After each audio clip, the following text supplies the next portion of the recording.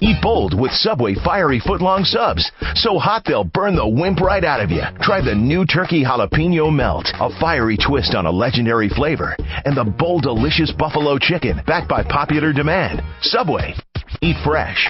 The BS Report is a free-flowing conversation that occasionally touches on mature subjects. First of all, This is the BS Report with Bill Simmons. it might be cool, I don't know. And if it's not, I don't care. The BS Report with Bill Simmons. Bill Simmons works for ESPN. He's also named the Sports Guy, and he writes a comical sports column. He must be a popular dude. The BS Report. It's got a real dirty sound, like a rusty steak knife cutting through a well-aged steak. Now. Here's Bill Simmons. Welcome to the BS Report. Not just a sunny day here in Southern California, it's a hot day. We've had a heat wave in Los Angeles for this is the third straight day, and Cousin Sal's in the Subway Fresh Day hotline right now. Cousin Sal, are you worried about fires? I'm worried about fires now. I'm worried a little, and I'm worried I may have started them because this could be my second consecutive double-digit win week in the NFL pick. So I may have started this fire. What did you go on? You went 13-2-1 the week before. What did you do this week? I'm 9-6, but I'll win tonight. Have the best. I was 9-6 too, and as usual, I had a strong early showing, and then as the late games went on, I did worse and worse. Now, if you had to do it over again, would you? Even after watching those four quarters, would you take Miami or the Jets? I feel like I'd still take Miami. I hate that game every year, doesn't it? Yeah. Seem like there's just no way to handicap it, and I think the Dolphins are garbage at home too. It's a weird thing. I'd much rather take them on the road, getting points or something. They don't seem to live up to their bill at home. So. Well, this was the first, and this is something that's been a recurring theme the last couple of years, and we actually got away from it this year, where the home teams were coming through a little bit. At least in the first week, I think the home teams were like 10-4-2 or 10-5-1. This time, we had some teams just stink it up at home. Houston, no home field advantage. The Jets yesterday just went into Miami and won. That makes me worry about the Bears tonight. Yeah, you might be right. I mean, I was looking at Jacksonville against Philly. I was looking at Carolina against Cincy. All the 3-point games that oh man, this I know I'm going to get burned if I take the favorite here, but it didn't happen. You're right. The better team maybe is starting to win now. So. Yeah, maybe we just throw out the home teams, except I think Seattle still has a home field advantage, no question. I really thought Houston did, and I watched they have those shortcuts on DirecTV where you can watch every play of the game in a half hour. I watched that Dallas-Texans game again, and that game wasn't quite the blowout that it seems like after the fact. Dallas still played better, but I think that game was a little bit closer than what the final score was. Yeah, it probably was, and they took the crowd out of it, Dallas. That was a great. I mean, you couldn't hear anything for first two quarters. I'm like, oh boy, how are they going to weather this storm? And but they did it. It's some nice play calling, and Tony Romo threaded the needle. Give him a little credit for yesterday. He threw some nice balls, and now after playing 20 minutes of competitive football, they get a week off. It's nice over 3 weeks. Well, I do think the Cowboys found their identity a little bit yesterday because they've been trying too hard to run the ball and have that balance, and I think they are what they are. They're a team with three good wide receivers. I think Roy Williams, if he's your third guy, that's not terrible. And then Jason Witten, and just throw the ball downfield. That's what's going to get you if you're going to go anywhere, I think. I'll tell you what, Roy Williams was my third guy yesterday as I played Team Simmons. I know you don't like talking about fantasy, but this hurt. You were very upset with me for starting Roy Williams.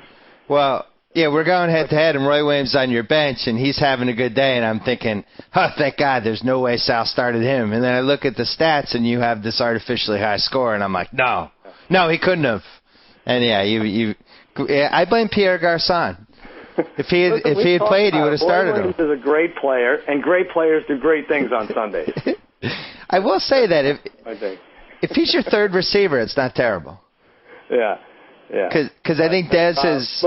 Let's talk about that three-team teaser for a second. Yeah, right. Maybe we should never put... I mean, there's no way you're going to win a three-team. You're probably not going to win anyway, but to put the third team as the night game, it's just not going to happen, right? So I texted you yesterday, even though we're morally against three-teamers, and I said, look, this Baltimore game is a free 10 points. There's no way Cleveland's going to beat Baltimore, so let's find 2 other teams to stick with them. So we went with Detroit, plus 22.5, which I thought was a good one. Pretty good. Then we didn't really have the third team, and we looked at Washington. They would have lost. Houston, they would have lost. And then the team we settled on was Miami. And we both agreed, if it comes down to Sunday night, we could go against it at halftime. As usual, we never went against it, and we lost. And they're getting 7.5 on the 3-team teaser, Miami is, and down 8 late. You don't even have to worry if they score. We don't have to worry about a 2-point conversion or anything. First and goal from the 7. There's just no way they were punching it in. No. And we've seen this. We saw this a few times in Week 3. Just some terrible, terrible play calling. Houston did it, I thought, on the goal line with Dallas. Yeah. Just really predictable play calling. And the Miami, so first down, goal to go from the 7. You have 2 timeouts. You got a minute left. You have all the momentum. The first play you call is, I guess you'd call it a fade route, but they're 7 yards from the end zone, so really it wasn't even a fade route. It was like, I think they just wanted to get pass interference on Cromartie, but it was a terrible pass. Yeah, they wanted it at the 1. Yeah, they used 17 yards between the end zone and the 7 yards for a fade route. It doesn't work. So now it's second down. Now, if they just run the ball on first down and gotten 3 yards, now it's second down for 4. So now it's 2nd and 7. A lot of pressure on Henny. He ends up getting tackled on like the 8. I mean, it was just terrible. Run the ball on first down. You get 2 timeouts. Get a couple more yards. They hadn't stopped the run game that whole game. Well, we're going to bounce back with a 5-team teaser this week. You'll see. We're going to show everybody. Do you believe in the Jets or no? I actually do. I think they have enough talent to win some close games, and Mark Sanchez is like managing games well. 2 weeks ago it looked like he should be managing a Chevron, but I don't know. I think they do have what it takes to win 10 games, don't you? I don't. The thing that surprised me the most has been Tomlinson looks legitimate. And maybe, they've been saying for 2 years that he's been hurt and his toe and all this stuff, and you think like they're making excuses because this guy's old. But I think he looks as good as he's looked in 3 years. Yeah, I think if you're San Diego, you're a little pissed off, right? That they gave up on it. They sort of got hustled a little bit. And now their rookie is hurt, and they're running back by committee, and Tomlinson is getting first downs, and they need him, and he's a goal line back and doing all the things they needed him to do last year. And then if they get Sean Green going, now those, their running back situation is better than I thought it was going to be. They're going to hold the fort now for when Santonio Holmes comes back. Yeah. And Keller's getting open. I mean, that's a bonus. God darn it. I think I got them wrong. It's good for you that all 3 are 2-1 right now. Bills are going to be out of it. And the Patriots are terrible. Up for the Patriots after 3 games. This is as good as you could ask for them. I said that Hench said yesterday at Jimmy's house that the ceiling of this Patriots team is 10-6 first-round loss, and I had no comeback. Usually I have a comeback with Hench because the sky is falling, but this time around, no comeback. Let's hit the Week 4 lines. We have a bye week this week. Yeah, we have Dallas, Kansas City, Minnesota, and Tampa Bay are off. And, so you're up 2-1, right? In our contest here. Yeah, we guess the lines every week. You guess them ahead of time. I'm going to guess them right now. And as an added bonus for you, I didn't guess mine ahead of time, so I'm unprepared, which is always when you win. It's bad coaching by me, yeah. I'm sure it'll work in your favor. All right, Cincinnati at Cleveland. I zoomed through that game on shortcuts last night. Mm-hmm. Cleveland might not be terrible. I think in the teams of the bad team tier, they're actually like not half bad. The quarterback's the worst guy in the team. They played tougher than we thought yesterday. We needed you just said we needed the Ravens to win, and they wouldn't go away. No, and they threw a little wildcat. They had Cribbs in the wildcat a couple times. Good on special teams. They can block. They had that Peyton Hillis was ripping through holes and stuff. So I have my eye out for them for maybe being a cheap cover team. But I'm going to say Cincinnati by 3. Yeah, all right. You're on the board. Cincinnati by 3 is right. I said 5.5. And I'll tell you another thing. I like the Browns. You do, huh? Apparently, I didn't. They're calling it the Battle of Ohio because of where the two teams play their home games. So this is going to be a big one. Creative. I didn't see Cincinnati, Carolina because it's not a game I need to watch. But apparently Palmer threw like 3 more dropped interceptions. He's at, I don't know, I have the official total yet, but he's at either 8 or 9. Didn't have great stats even in a pretty good sized win. And Carolina might be bottom 2 teams. I had them bottom 5 going into this week, and now I think they have to be considered second or first worst. Who do you have for worst team in the league? I'm going with Joe Meade's Buffalo Bills still, even though they put up more points yesterday than I thought. Their quarterback situation's a mess, and if they don't do it on special teams, I don't think they're in like 90% of these games. I would say either Carolina or Buffalo. Yeah. All right, let's keep going. Seattle at St. Louis. You're up 1-0. That's a legitimate win by the Rams. Yeah. Legitimately won the game. Is this going to be one of those years where Seattle's just exciting at home and garbage on the road? Yeah, I mean, it's tough because you'd think like, all right, Seattle's better, but I don't even know if they're better because they might just be a good home team. I'm gonna give the Rams the favorite here. I'm gonna say the Rams by 2.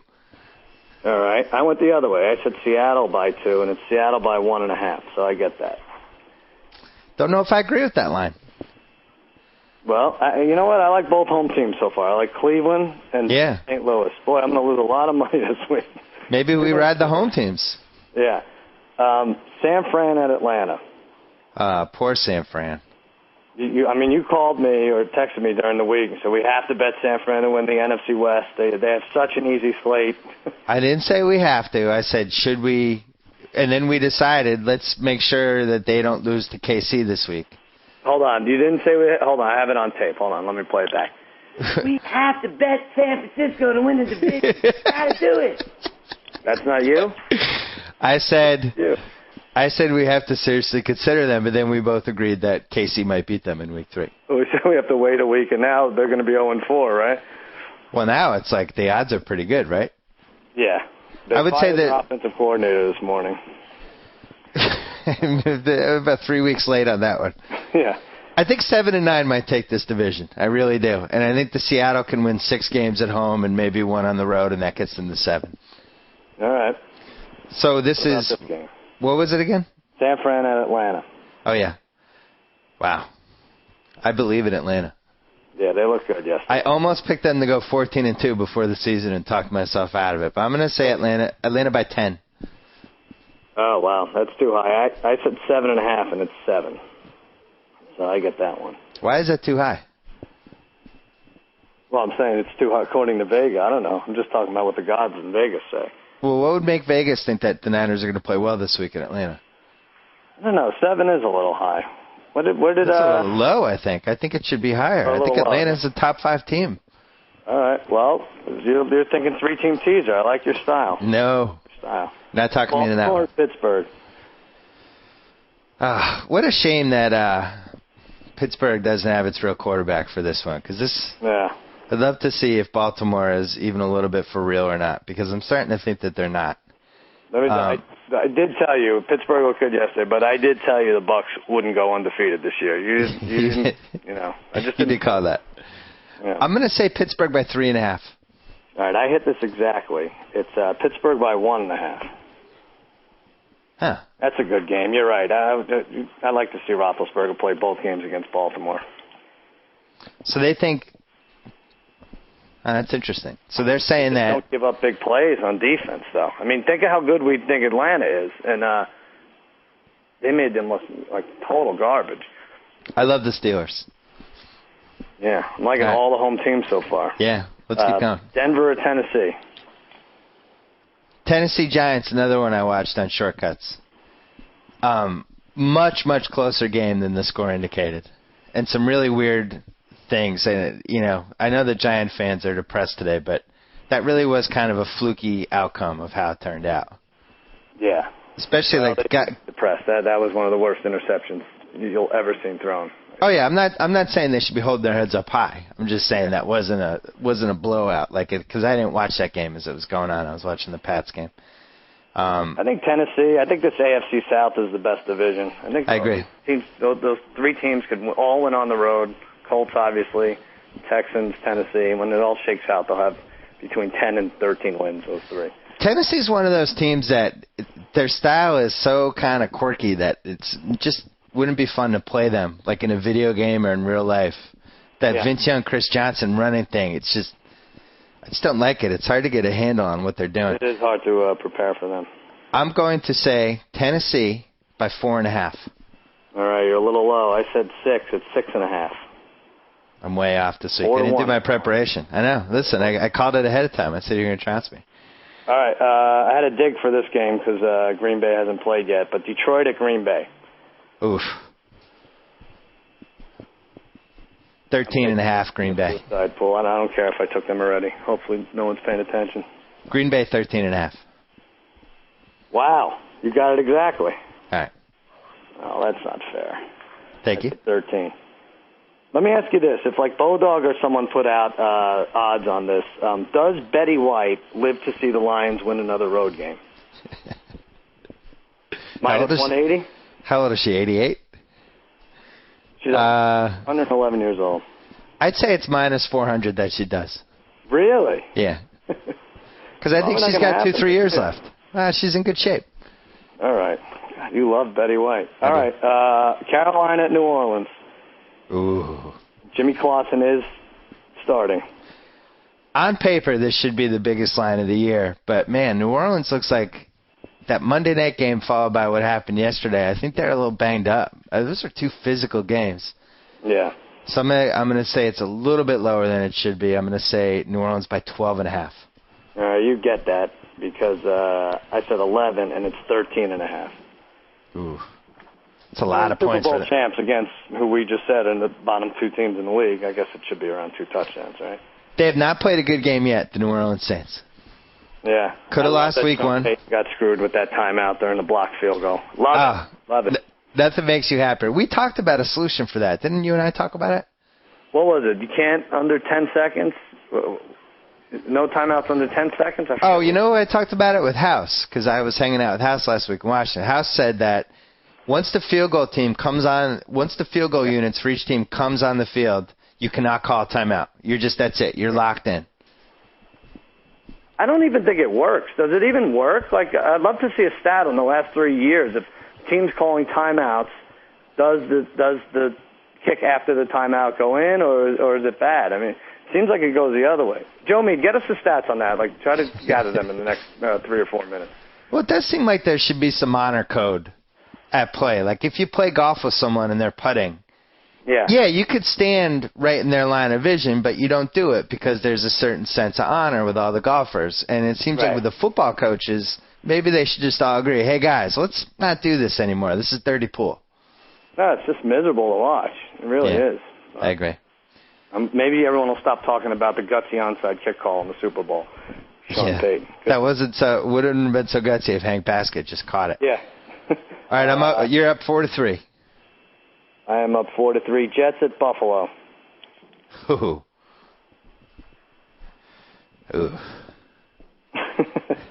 Jets by it's either 6.5 or 7. I'm gonna say 6.5. I said 7, and it's 5. There's no way this should be 5. Vegas zone. Fitzpatrick did move the ball. I gotta say, Joe Mead. Where is he? Yes. You have to feel good about how Fitzpatrick moved the ball. I like Fitzpatrick. When you have a bad offensive line, you need a guy like him. He wasn't terrible in that game. C.J. Spiller, I said this to Sal yesterday. C.J. Spiller is really good, and we probably won't even know that he's really good for 3 more years because their line's so bad. You could probably say that about a bunch of Bills, like Lee Evans. He's could be one of the best receivers in the league on a different team. Yeah, he's one of my POWRs. I did that concept in my column last week. Just guys that you don't know, they're trapped on these bad teams with terrible quarterbacks, and they can't ever, you just don't know if they're good. They're in purgatory almost. Lee Evans has been in purgatory. You have to admit, they have some bad players, too. They have a lot of bad, their fair share of bad players, no doubt. It's a frisky cover by them, though. It's a little low. The Jets should give a touchdown on the road to the Bills. Letdown game potential, though. Right. Also, don't forget, hold on, the Buffalo, not an easy place to play. Well, Miami went in there week 1, and I guess it was close to a cover, right? They did cover because of the safety at the end. That was Senator Trent Edwards, though, was playing that game. He's no longer on the team. They waived him today. Yeah. He's out of the league. Bastard. All right. Well, maybe the Jets win by a field goal. They can't. But under 5.5 was the bet of the year for the Bills. Because what would you have to do now? They would have to go to win that. To go over, they'd have to be 6-10, which means it'd have to be. Don't you have you don't have the videotape of me telling you this in August? Hold on. Wait. Let me see if I have that. Wait. The Bills are going under. Guarantee it. Wow. All right. You did have it. I knew it.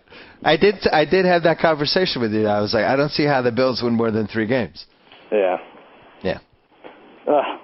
What a mess that team is. All right. Indy at Jacksonville. Indy just they're in that typical run that they have now where they just get to play crap teams over and over. I was just going to say they were roll now, right? Win like 10 in a row. When's the last time anybody ever said, wow, did you see the Colts schedule this year? It's brutal. It's just never happened. It's not happened once. We talked about the Patriots on the road for like 6 years in a row in the early 2000s. Right. We talked about the 2 worst teams in the league, Carolina and Buffalo, in some order. I think Jacksonville has staked the claim to be at least included in that conversation the last 2 weeks. Well, if Maurice Jones-Drew isn't going to break any runs, anything more than 5 yards, they're right at the bottom with everyone. Is he? I feel like he's hurt and nobody's telling us. Yeah, he must be. Because he hurt before the year, and that's why he dropped a little in our draft. Mm-hmm. I'm going to say Indianapolis by 7.5 points. Oh, man, you get it. You're on a roll here. It's 9. I said 6.5. Whoa. All the way up to 9. Wow. Now, traditionally, the Colts have trouble with this game, don't they? I was going to ask you, don't they always have trouble in Jacksonville? Or at least it's always tight? Yeah. I don't know. They just, they have so many weapons, the Colts. They have like 7 receivers who start with the number 1 on their jersey. And I don't know who they are. And, they just march down the field when they have to, it seems. Is Austin Collie potentially the best white receiver since Fred Biletnikoff?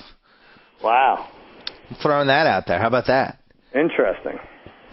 He's going to end up. Obviously he's not going to continue to get 150 yards a game, but yeah. When was the last time a white guy had 1,500 yards receiving? I'm sure it's happened. I just, off the top of my head, can't remember it. I don't see black, white like you, Bill. If a guy's a good player, get stuck on this stuff. Ed McCaffrey's got to be the last guy, now that I'm thinking about it, right? Easy Ed McCaffrey that 1 year in the Broncos. Corbett had a good year, but was Corbett before the McCaffrey year you're talking about? Yeah, it was after. Yeah, you're right.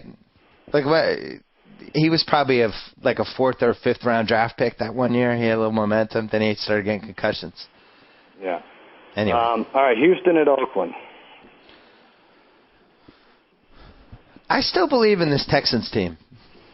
I know I shouldn't after what happened yesterday, but I thought that game was closer than it seemed, and I think Dallas is a little better than I thought, and that was a must-win, and they had to have it, and from the get-go they just looked a little more into it. I'm going to say Houston by 3. Oh, man. You're killing me.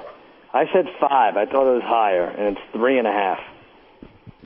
And I don't like that line because I want to take Houston this game. I think I agree with you. I said earlier that the AFC South is strong, and they're going to be around 9 or 10 wins at the end of the year. Well, and also Houston had week 1, they get their monkey off the back win over the Colts. Biggest win in the franchise history, probably. Week 2, they go into Washington. They win a dramatic overtime game. Andre Johnson's hurt for week 3, plays anyway. They go against this Cowboys team that's fired up, that, a game that could have gone either way for 3 quarters, and now they're finally playing just a bad team. Yeah. Although, do you think would you consider Oakland bad or frisky bad? I think they're kind of, we want them to be good every year, and I guess the Chiefs are proving us wrong a little bit for now. But we want someone other than San Diego to win that division. So you latch on maybe Oakland, maybe they could do it. But I think they have the right tools in place. I think Gronkowski and they win that game yesterday if Janikowski isn't such a slug, right? We had that game on, and they outplayed the Cards in that game, and it wasn't close. Although my dad reminded me of something. The Pats have Oakland's #1 pick, and that might have potentially been the Mark Ingram difference between us getting Mark Ingram and somebody a lot worse. Yeah. Yeah. But, like, Oakland's good. Like, they shut down Fitzgerald. You had Fitzgerald against me, and he did nothing the whole game. They could do that to Houston, too. Nasamadu Aksamanga shut him down. That's right. Tell me, did I get that right? Nasengat Nasamadu? Whatever his name is. Nnamdi Asomugha? Nnamdi Asomugha. Yeah, you got it, Bill. All right, I'm warning you, the next two, and I'm not lying here. I picked them exactly right. So you can only tell me. Washington at Philly. Oh, what a great game this is. I think it'd be funny if Andy Reid announced that he's starting Kevin Cobb this week. Just to deflect attention. Pressure for Vic. I make the calls here. The big rivalry, Cobb's our man. This is either Philly by 6, 6.5, or 7, and I'm going to say 6.5. Oh, come on. Come on. Did I get it? It's 6.5. Yes. We tie there. That's such a tease. Who are we teasing Philly with? As miserably awful as the Redskins looked yesterday, I like them this week. I don't know why. I'm not sure McNabb's good anymore. I don't know what happens this game. I know I'm staying away. Can't do it. Okay. Vic, what's that? I still want to see Vic do it once against a good team. Yeah, I agree. And you have to think their defense will step up a little, Washington. He did it. That's like being a Cowboys fan. I can only I was so relieved and happy when they beat Houston, and it only lasted for like a half hour because I watched that dog crap Washington team lose to the Rams. I'm like, how did we lose to that? This is that is ridiculous bad. After a while, but still like them this week. Arizona at San Diego. It's double digits. I think it's over 10. I think it is 11. All right. You're a little high on that. I hit it exactly. It's 8.5. Wow, that's too low. There you go. All right, so now it's 1, 2, 3. We're tied.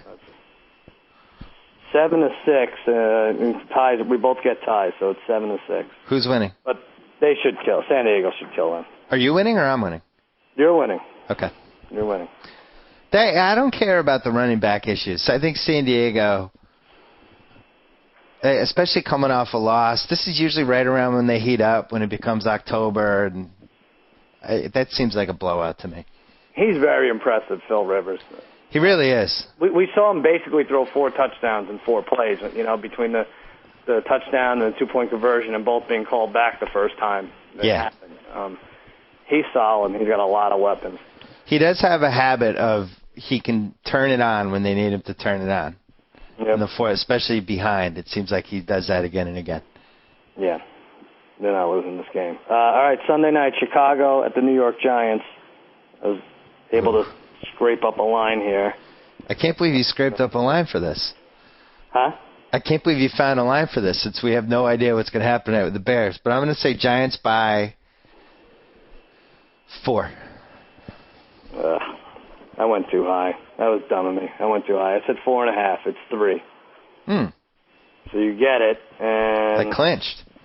You won. Son of a bitch. Did I win, or am I up 1? No, you're up 2, and there's 1 left, and I was way off on it, so you're going to win. Thank you. All right. Well, we got to figure out what the contest is, because I'm going to be less agreeable to it as I'm down 3-1. Right. I don't know about this. The Bears are probably better. We didn't see tonight, but the Bears are probably better than that Giant defense. It seems like the 3 bandwagon picks, of course, all 3 of them I took for the Vegas Super Contest, but Houston, Miami, and Chicago, the 3 home teams, there was like, oh, yeah. And now we're 0-2 now heading into this Bears. And if home field doesn't matter, the Packers should just beat them savagely. Yeah. You would think. I think they play tough. I think I'm going. I hope so. All right, now your team, New England at Miami, Monday night. Yeah, Miami is favored by 2.5 against the Jets. and I think we learned that they're a little worse, but I think the Pats are a little bit worse than the Jets right now, so I'm going to say 2.5. You say Miami 2.5? Yep.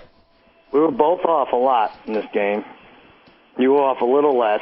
I said New England by 3 because I just was not impressed with Miami at all, and it's a pick. So I won that one. Means whoever you think is winning, just take that side. You don't have to give any points. Wow. I like your chances here, don't you? Defense is not good. It's a bad defense. The defensive line's okay, and then the secondary can make plays, but they'll give up plays too. But the linebackers, it's like if you run by the defensive line, now you're in the secondary. The linebackers are just not good on this team. Did you lose twice to Miami last year, or just once? This is a perennial house of horrors. Yeah. For Tom Brady. It's also the scene of the crime of one of the most famous gambling losses in the history of mankind. When in 2004, which the Pats ended up winning the Super Bowl, when everybody, remember the 3-team teamers were working every week after week after week, and then it was like week 15, and everybody had teased 2 other teams with the Pats who were a juggernaut, and they were given 11 up 10 in the final 4 minutes, and then you remember this? Monday night. Yep. Yeah, Monday night, Brady just falls apart, and Miami somehow wins the game.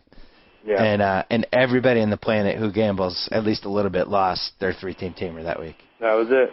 6 years. We haven't won a bet since. No. All right, Cousin Sal, what else do we got? Anything? All right, buddy. Jimmy Kimmel Live this week, Sigourney Weaver, Tom Bergeron, Dane Cook, Joel McHale. Vanessa Williams is the reigning Miss America since 1984. Not a lot of people know that, but it's pretty impressive. All right. One last thing. Yeah, go ahead. Because I know you have to watch Dancing with the Stars because it's an ABC show and all that stuff. Yeah. I happened to watch a little of the Monday night. We're at the Tortoise and Hare in Washington, and actually in Crystal City, Virginia, next to Washington. House's buddy Monty owns the bar. I've actually watched there before, too. Yeah. So we had the Monday night game on, and then we made him on one of the side TVs put on Dancing with the Stars because we wanted to see the situation. So it was just kind of on during the whole thing. We were kind of watching out of the corner of our eye, making jokes about it. Didn't seem like anybody was good on this show. Like, who's favored to win? Brandy's the favorite at 5-2, and I think then Jennifer Grey is 7-2 odds. Well, we were watching, saying it seems like if it wasn't those two, we couldn't even come up with a third alternative. So maybe we put some wood on Brandy. Can you bet on this? Yeah, of course. We'll talk about that off the air. Yeah, I guess it's only going to be 2. I took Jennifer Grey, though. I bet it with my cousin Jimmy. So. Oh, you bet Jennifer Grey? Yeah, I bet Jennifer Grey. Did you buy her? Favorite in this, and I think my only problem. I think we talked about it last week. She used the Patrick Swayze card a little too early. She should have waited 6 or 7 weeks. Oh, you think she shot her wad with that in week 1? Yeah, she should save that for week 6. Try, and everyone's going to fall for it. Yeah, that's interesting. Yeah. Maybe she should have, or at least she could have done the thing where she didn't want to talk about it in week 1, but then by week 6 she's ready to talk about it.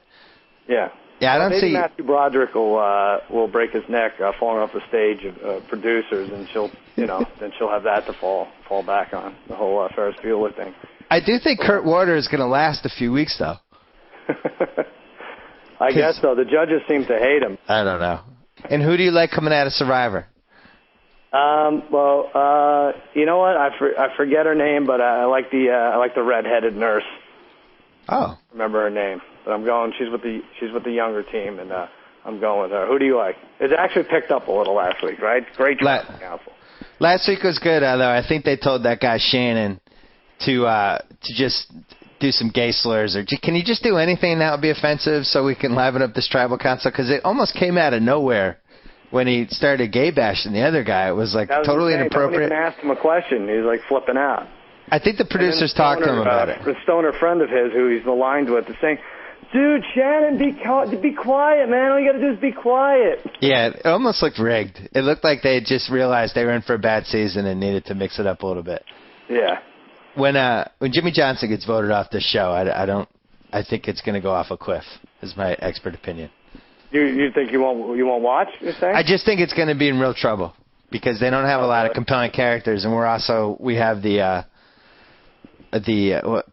what was that guy's name? The crazy guy for 2 straight seasons. Why am I drawing a blank? The best contestant ever.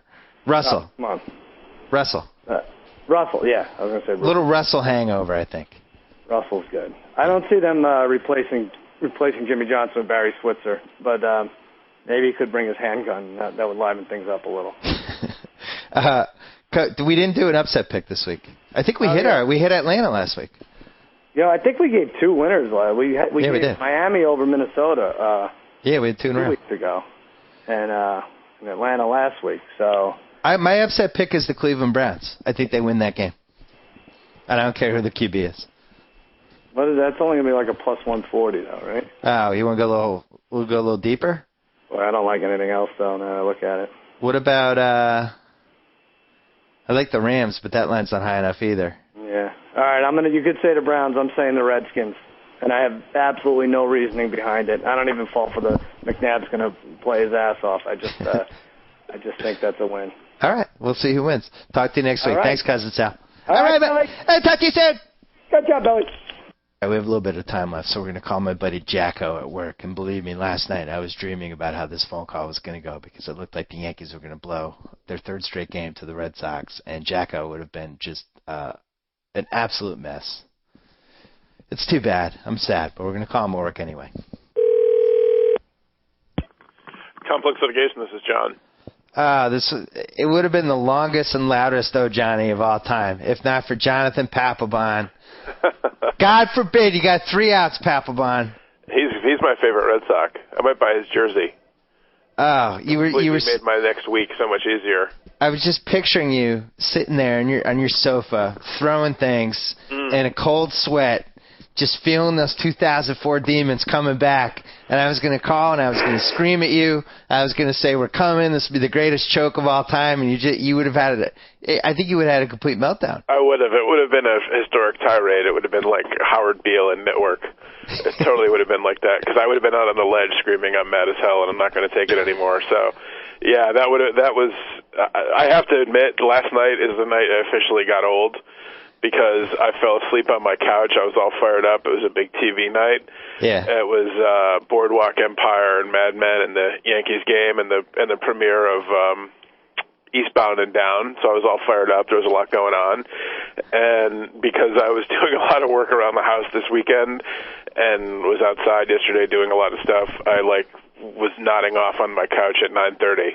I told you it would start happening when you turn 40. So I set the DVR, and I was so disgusted by the Yankees' performance that I just couldn't watch. I watched bits and pieces, but I wasn't as into it as I normally would be. Yeah. Because I'm like, if they lose to the Red Sox and we're facing a 1964 Phillies situation here, I really don't know how I would cope with that only 6 years after 2004. So thankfully I went to bed. I say thankfully because if I had watched that 9th inning, I would have smashed so many things in my house that it would have been ugly. Remotes would have been broken. TV probably would have been broken. Maybe a window or two. I would have just gone crazy. Well, unfortunately for the Red Sox, we're missing half the team. And at some point it just becomes... And we also only have 2 relievers. But somehow there's been 6 different points this year when I was like, well, that's it. It's over. And the last time we hit that point was the Tampa Bay game, which we discussed a few weeks ago. Right. At the same time, admiring their grittiness, and they were going to end up with possibly the 3rd best record in the AL, but not even make the playoffs. Very respectable season, no complaints, and I don't think anybody wins without all of the guys that they lost. But yet yesterday, my dad's here, we're here watching the game, and we got totally sucked in again. And the Okajima, the walking the winning run in, which that's never good. It's you've never felt good ever in the history of baseball when that happens, but especially last night, it was just. And then we're so upset, and it's like, really, how did we? I already put this team to bed. I already went to the funeral. Now I'm upset again. It was so frustrating. I got to say, and I hate the Red Sox. I despise them with every fiber of my being. I loathe them, but I got to tip my proverbial cap to them because they've been dead and buried for like 2 months now, and yet they refuse to be dead and buried. Yeah. And they just would not go away. I wanted to crack open the champagne that the Red Sox were dead a couple of weeks ago, and I just couldn't do that. And they scared the absolute hell out of me this weekend. Friday and Saturday, and then you start saying, my God, the Yankees have trouble in Toronto, and then they go to 3 in Boston, and the last thing in the world I wanted was for those games to matter. Right. And, I mean, for the Red Sox to lose Euclid and Pedroia, the absolute heart and soul of the team, to have Beckett and Lackey and Papelbon pitch like they pitched and still be in the conversation in the final week of the season, essentially, was just amazing. I mean, there's not enough superlatives. When I read on the Boston blogs about people that are always like fire Francona and get Francona or get him out of here or call him Francoma, do people not get it? I mean, do you know how many teams would have just packed it in? I know. It's amazing. And even last night,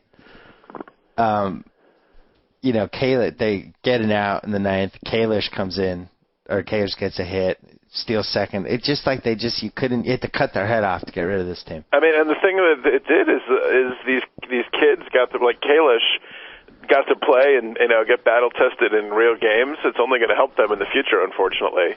Yeah. And I found myself saying this morning, if Euclid and Pedroia didn't get hurt, they might have won the East by 10 games.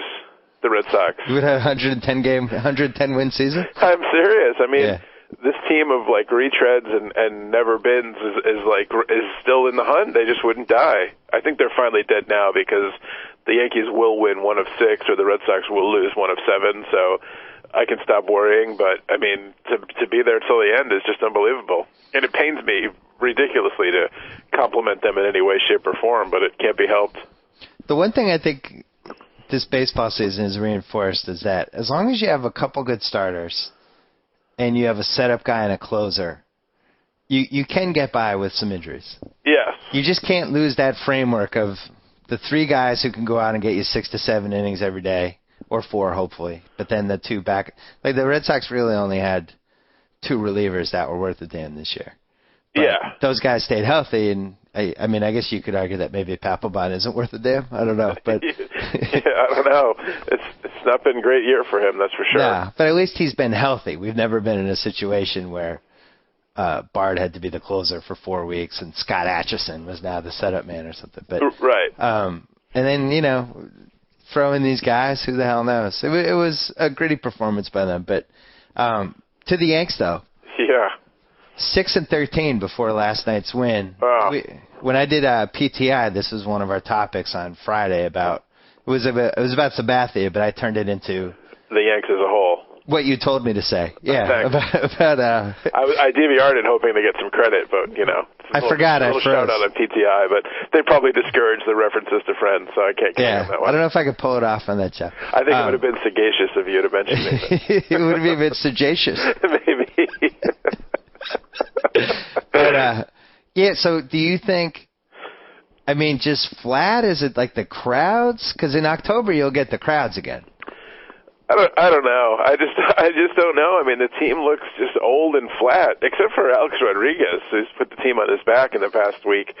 But I wish I could explain it. I mean, the optimistic side of me likes to think that it's like the team in 2000 where they were horrific down the stretch. And then they turned it on in the playoffs, and they were able to win the Subway Series against the Mets and win the World Series. And it wasn't really a great team on paper, but they still managed to do it. But that team, you could say, had won in 96, 98, and 99. So they were probably bored by the regular season at that point. This team's only been in one postseason and has a lot of new guys that haven't really been there as much as some of the veterans had been. So I like to think it's that, but I mean, it's inexplicable. They've played terribly basically the entire second half. Well, not the entire second half because they did have a winning streak a few weeks ago, but certainly in September and August they were not great at all. August they had a big winning streak, which kept them having a winning record for the month, but they didn't play great at the beginning of August either. What team are you most afraid of? That's a good question. I'm not a big believer in the Rays. Frankly, I don't think they have enough offense, and their pitching, I think, is a little overrated. What happened to Longoria this year? I don't know. He was banged up, isn't he? Didn't he have some injury that kept him out for a little while? That's that home run thing I'm in with Gus and his dad and his brother? Yeah. I've had Longoria the whole year, and he's like single-handedly murdered me, and I'm always afraid to take him out because you never know. This will be the week that he has 6 homers, but just hasn't. I don't know. I don't know what's up with that team. I think I'm a little afraid of the Twins, even though Carl Pavano features prominently in their plans. They have Morneau and Mauer, although Morneau, I guess, is suffering from a concussion or something. I'm not sure if he's going to be there. Is Morneau going to be there? That's the question. I'm not sure. If he's there and he's competent and capable, they have a tough one too. They have the new stadium, and it's one of these deals where the Yankees have played the Twins. I forget how many years in a row now in the playoffs. Or maybe not in a row, but number of years in the playoffs, and they always beat the Twins. One of these years, the law of averages is going to catch up, and the Twins are going to do it. You're not afraid of Texas? Not really. I mean, Cliff Lee. I think Cliff Lee is good, but I mean, I don't. And Josh Hamilton's good offensively, but I don't know. I need to believe it. I need to see it to believe it with Texas, and I'm just not a real big believer. Vlad Guerrero's not getting any younger. I know he had a big year this year, but he's not getting any younger. Nobody else in that lineup except for Hamilton really puts the fear of God into me. Ian Kinsler's okay, but nobody's really phenomenal. And beyond Cliff Lee, I mean, I don't know that I could name another pitcher they have. I mean, you're not going to pitch Cliff Lee every day.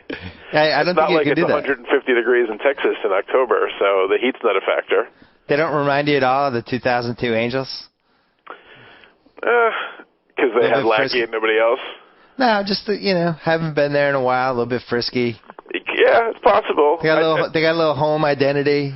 I do like Nolan Ryan. I mean, he might, give him some guts and courage, a little pregame speech. He's a tough cat, I don't know. Texas, no, I'm not afraid of Texas. I stand by it. I'm worried about the scrappy Twins. And Carl Pavano would be so fitting if he pitched a huge game against the Yankees. The final exclamation point on his whole Yankees saga. I think he's going to fold like an accordion against the Yankees. Would be my personal take on it. They have Liriano. They've already won the Central. They're already setting up their playoff rotation. I do like the new stadium component. I think is a good one. The outdoors in October, it'll probably be about 25 degrees. The Jim Thome. The field that part of it. Yeah. Now, the good thing going in my favor against the Twins is that they were just on the cover of Sports Illustrated, so that's always helpful. Yeah, that does help. That helps the Yankee perspective. They killed Brady before the Jets game. They threw him on there. Exactly. Might have been too soon for the SI Jinx, though, because the playoffs won't start for another week or so they might have time to wear off by then. If I was the editor of Sports Illustrated, I would just put Mariano Rivera on the cover every single week for 20 straight weeks. Different portraits drawn of him by artists. And the thing with, there was all this concern I read today about Rivera because he's blown 3 out of his last 6 saves in September. You can't blame him for yesterday. No, I don't even count blown saves against the Red Sox because they know him so well that they just own him flat out. So that doesn't bother me. And Mo's Mo. You'll count on him all the time. I'll go to war in the postseason with him every day of the week. Well, we were watching it last night, and it was just so easy to steal on him and Posada. We were wondering, if they play Tampa in the second round. Yeah, that's true. And they get anybody on base, those guys are going, right? Yeah, Carl Crawford might break the record he set against the Red Sox. Anybody who gets on first base will end up on third base in 2 pitches. Right. Pretty much. He and B.J. Upton, it could just be like a relay race out there. Yeah, that's true. That certainly didn't. I saw the highlights this morning on SportsCenter, and that certainly didn't look good. Posada throwing it all over the place, and they were just willingly running Bill Hall and who else? Somebody else stole too, right? We had Kalish first, then Bill Hall. Yeah. All right, so if the Red Sox had won last night, you would have been oh my God, 38 out of 10. At least. So what are you now? How do you feel about this Yankee team? How worried are you? Scale 1 to 10. In terms of a World Series, I'm not. I'm not worried in terms of making the playoffs. Obviously, right. So you're 0 there. I'm 0 there. In terms of winning a World Series, it's a good question. I suppose I'm about a 6. 6. And this is probably troubling, but I'm not really that worried about the American League. But I think they could face some problems if they were to play the Phillies again in the World Series. As is probably, if the Yankees get there, I think it would probably be likely that they face the Phillies. If you look at that National League, I don't see anybody beating the Phillies. Gus called that about a week ago. He was like, it's going to be Yankees-Phillies, and we can all pretend it's not going to be. But And they got the revenge factor. They got Halladay. He pretty much owns the Yankees. That team is loaded. It really is. I don't know where they were the first half of the season, like why it took them so long to just get to turn into a juggernaut, but they certainly are now. It's like one of those fantasy teams where somebody made a drunk trade at 3 a.m. one night, and now the other guy's team is lopsided. Yeah. You look at that starting rotation. I know. Then it's like my dad and I mean, the Lackey signing is just so traumatizing. Yeah. Especially because, you know, they did it ahead of time, and then when we knew that some of these guys were going to be available via trade. Right. You know, you knew Cliff Lead was going to get traded. You knew Oswald was going to. It's just. See, that's the thing. The Cliff Lee trade. I remember I was off from work that week, and a buddy of mine from work texted me and said, the Yankees are going to get Cliff Lee, or somehow I learned about it. Maybe it was on the TV in the morning. Somehow I learned about that, and I was super excited for Cliff Lee all day, thinking of that rotation. And at that point, the Yankees were on a winning streak, so it was almost like an embarrassment of riches to get Cliff Lee. It was almost like this is just too much. Yeah. And now I'm like, I think that's when the season turned for them, and it took a turn for the worse when Cashman couldn't seal the deal on that, or Nolan Ryan swooped in and blew away the Mariners with his offer. I'm like, my God, if we had Cliff Lee right now, I'd be so happy, and this thing would have been over last week. But when you're, then right after that was when Pettit got hurt, and you're running the likes of Ivan Nova and Dustin Mosley out there. Chad got in. It becomes much more of a crapshoot. And you look at the Yanks rotation, and it's like Sabathia, I guess Hughes, and then pray for rain. And Pettit's back now. Yeah. You have to go, but any final words for Javi Vasquez before he gets left off for your 2010 postseason roster? Javi, I wish I could say I enjoyed your second go-round, but I really didn't. I didn't enjoy the first, I didn't enjoy the second, and I would like to bet my firstborn son there won't be a third. Here's where the difference between sabermetrics and common sense. This is the, sabermetrics is going to win almost every time, but the common sense angle of this Javi Vasquez thing of, I see all the numbers, but I already watched him not be able to pitch in New York. Why is it going to be different this time? As you well know, when that trade was made, I texted you or sent you an email that I was opposed to it, as I was about the Nick Johnson trade or signing. And it doesn't take a genius to figure these things out. I mean, come on, Nick Johnson and Javi Vasquez, you just knew it was going to be a disaster. Well, next week we're going to have you and Jonah Carey come on. We're going to do old school, new school, baseball analysis, a 3-man pot. So until then, JackO, good luck. All right, buddy, thank you. Talk to you. Bye-bye. All right, bye-bye. Before we go, Joe Meade has an interjection. That's right, Bill. You were talking about white receivers earlier and did not mention your guy, Wes Welker. Just last year, he had 2 games where he had more than 150 yards receiving in Week 6 against the Titans, 10 catches, 150 yards, and then Week 13 against the Dolphins, 10 catches, 167 yards. It's such a bad job by me, especially because I wear his jersey every weekend that I forgot that he was white. But to me, he's almost not even human anymore. He's just become this supernatural creature. And that's he's why unbelievable. I don't feel like he's your typical wide receiver.